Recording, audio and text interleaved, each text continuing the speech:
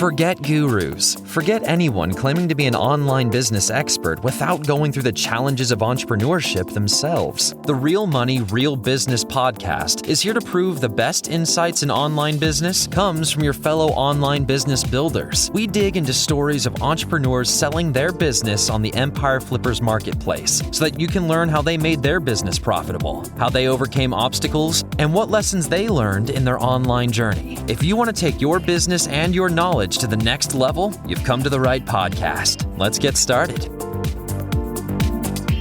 Hey everyone, welcome to the Real Money, Real Business podcast. I'm Michelle, and today we have Daniel and Matt on the show who've just listed their business on the Empire Flippers marketplace. Hey Daniel and Matt, welcome to the show. How are you guys today? Doing well, Michelle. How are you? I'm doing great. Thanks for asking. And I really want to thank you guys for making the time to come on today.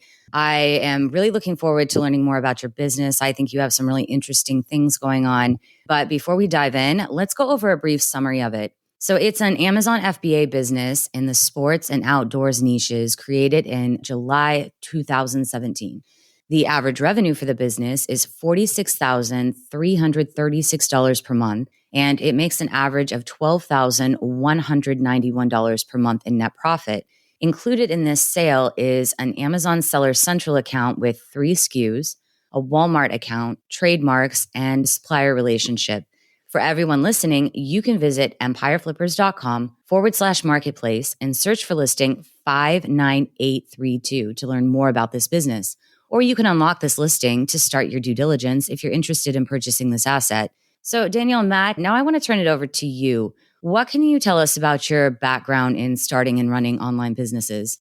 I would say we started this as a side hustle project about 4 years and about 7 months ago. We both have full-time careers, so it definitely started out as a side hustle, but over the time it's grown into a little bit more than that. Specifically the last couple of years, doing over $500,000 in revenue. It's definitely become a very big learning experience for us and very valuable experience overall. Yeah, I mean, this is a fantastic story in what can happen when you start a side hustle. It's a very profitable side hustle. So what inspired you guys to start this particular business? Matt had a little bit of previous experience with Amazon running similar projects and was seeing success. And I wanted to kind of join in on that. Matt and I have been lifelong friends. So we decided to go into business together. And from there, the rest is history. We found a product we liked in a category we liked and just ran with it. What was it about, the category that you really liked? I think the main thing being that it checked a lot of boxes for us. It was at a really strong price point. It had high demand with relatively low competition, meaning that we could get onto the first page and start to see a kind of a snowball effect with our sales relatively quickly. Well, I know we have you listed as a 100% Amazon FBA business, but you guys have an additional sales channel off Amazon. Do you think you could walk us through that a little bit? I know that it's not a big earner for you right now, but I'm interested in hearing more about that. Yeah, we do have a Walmart seller account, and we just started that probably at the end of this summer. We really have not taken too much time on optimizing it, which would really entail getting all the shipping preferences set up properly on the account. So like you said, has not been a big earner, but it's not been something that we've really focused any time on because Amazon FBA is our bread and butter. And we've really been, up until this point, investing all of our profits back into inventory because our sales velocity is so high on Amazon that we're just keeping up with our sales. It hasn't been a huge focus, but we believe that with the right partner, they would be able to grow that channel as well. Yeah, definitely. So I'm wondering, guys, you've been working on this business for quite a while and you work well together. You guys have known each other for a long time. So why have you decided to sell the business now? I think the decision to sell, as we kind of alluded to earlier, we both have full-time jobs and the business has really taken off and believe the business is at a bit of an inflection point. And at this point, it's best for us to just explore our options and to explore a sale rather than reinvest the time and money to take the business to the next level. Yeah, I think that's something that a lot of people can relate to. So, what would you say was your biggest win since starting this business? Is there anything that you learned that you would take and apply to a future business? I think we've definitely learned a lot. Starting off, we really had no previous experience except for minor experience selling very small items on Amazon. And we've really learned just through YouTube channels, influencers that sell on Amazon, listening to them. So overall, we've learned a lot of different tactics that we didn't have 4.5 years ago. SEO, product photographs, just all the functions that there are involved in running a business as far as bookkeeping and back end work, LLC stuff. So I would say it's pretty vast, the amount of things that we've gotten ourselves into and have taught ourselves over the years.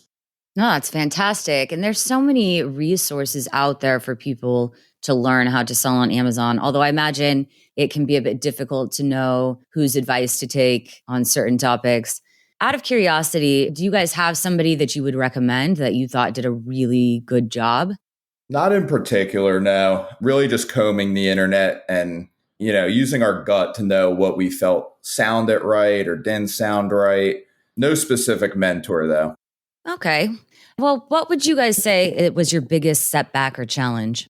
When we started seeing bigger success was the cash flow. I mean, we started with essentially a few $100s about 4.5 years ago and have just kept reinvesting the profits. We started off ordering less than a pallet of material. Now we order full containers. So I guess our biggest challenge, I would say, has been cash flow with reinvesting our money and having enough inventory on hand to keep our sales running consistently. Now, with that being said, we've definitely passed that hurdle, or at least we feel like we have. And, we haven't stocked out of inventory for, I believe, over a year now. Oh, that's great. I wanted to talk to you guys for a second about how you are driving traffic to your listings, because one of the things that I found absolutely fascinating about your business is that you estimate that you have only spent $110 over the lifetime of the business on PPC advertising. So I'm just dying to know how you are getting people to your listings. Yeah, that's correct. We've only spent about $110 total on PPC advertising, and that was really by design. Going back to your previous question, when we picked the product, we identified that it was high demand, low competition, and we knew that after we sold our first few products, we would be on the first page. And I think it's exceeded our expectations, where it's just snowballed from there with reviews and sales. And we've been pinned at the top of the page probably for the last 3+ years, where we haven't required any PPC. Yeah, it's something that organically has grown over time, essentially. Like Dan said, we definitely did it by design initially about 4.5 years ago. We wanted something that we didn't feel like we needed to invest a lot of upfront marketing power on. If you were starting the business today, that would be totally different because the landscape has changed and we kind of just are sitting atop of the page with our organically grown listing, which is great for us, maybe not so great for the competition. But yeah, naturally, it's been by design. It's incredible what you guys have managed to do. We appreciate that. So what do you guys see as the major opportunities for growth with this business? Well, I think you definitely just hit on one specific opportunity for growth is we have not spent essentially any money on PPC. So somebody that has a lot of PPC knowledge, paid per click knowledge, most likely be able to come in here and start advertising on and off Amazon, something that we have not done. I believe there could be a lot of growth there. There's also, like we mentioned previously, the Walmart account sales channel. I think with the right attention to that channel, the right partner would be able to grow it there. And then naturally, there would be other product opportunities within the niche, related products that we have not launched yet, but could fit right in with the brand and the niche.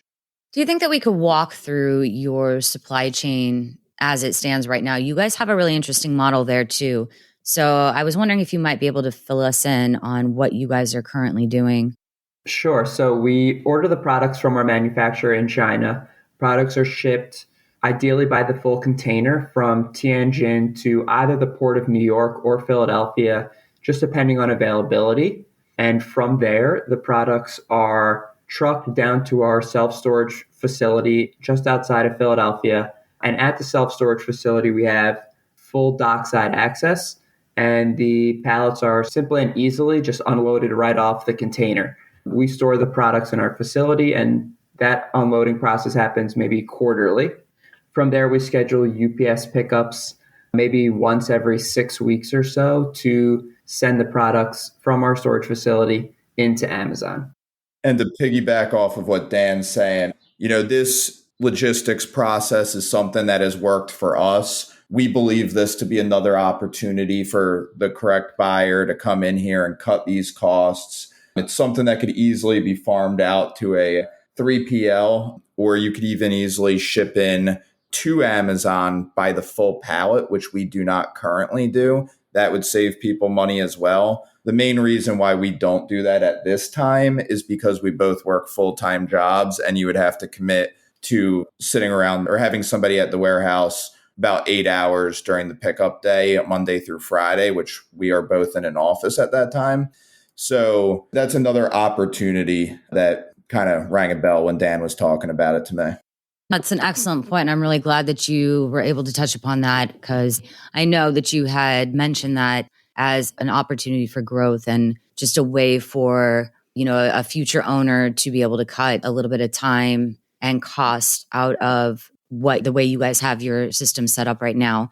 So how long does it usually take to get your inventory from your suppliers to the dock?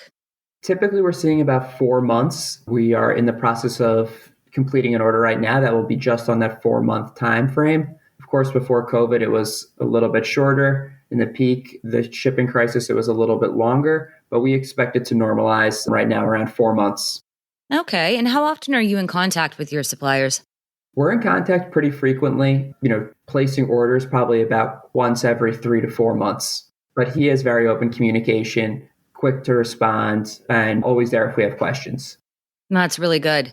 What are your current inventory limits at Amazon warehouses? Do you have any, storage limits or restock limits? No storage or restock limits right now. We've been very happy with that. We have, I would say, at least 9 months available to us if we wanted to take advantage of it. Oh, great. So what does a typical week look like for you when you're running this business? Most weeks are very passive. Only, I would say, checking sales and pricing daily and make minor tweaks, taking virtually no time at all. Once every 6 weeks, we schedule those UPS pickups where we send the inventory back into Amazon. And again, maybe once a quarter or slightly even over a longer period of time, we're receiving and storing inventory, which is a very quick process. And what do you guys think the biggest challenge will be for a buyer coming in and taking over this business? Honestly, not to sound like it's too easy or anything, but we have such a lean business and straightforward business that I think the right buyer who does have some Amazon experience, some e-commerce experience, I truly believe it'll be a seamless transition for them. Obviously, there's learning curves in any new thing that you do. But generally speaking, I think it would be very seamless considering the simplicity and the lean aspect of the business. Okay. Well, speaking of buyers, are you guys willing to commit to a non-compete for a new owner? Yes, we're willing to commit to a non-compete, the narrow scope. We have no intention of diving back into the same business once we sell it. And how much support are you offering buyers? We're open to offering support to the buyers that can certainly be negotiated and whatever the buyer feels is necessary. Yeah, that's understandable. I'm sure, you want them to succeed as well. So are you open to negotiating something like an earnout? We are open to negotiating. We would like to keep the scope of it relatively narrow, but we are willing to listen to offers. Okay.